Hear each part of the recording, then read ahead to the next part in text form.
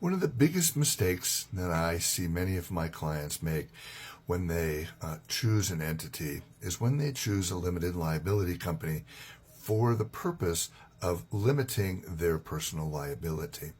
I often explain to them that their liability protection is probably more optics than it is reality.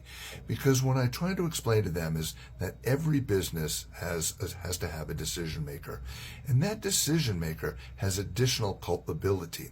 And so when we think about the term limited liability, the owner or the founder of that business in many cases is not necessarily protected because, quite frankly, if you were to have some type of a litigation against you, that person would probably, the plaintiff would probably sue the business and you as the manager of a business. And so the clear distinction is that if you are a manager of a limited liability company, being a manager means that you are participatory in the decision-making process, in which case, in many cases, you can be held personally liable for those particular decisions.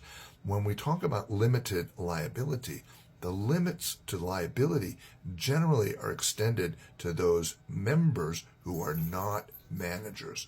An example of that might be somebody who is a silent partner or something like that, that is just simply an investor in the business but does not take part in the management of that particular business. It's an important distinction that entrepreneurs need to make when they consider the value of a limited liability company.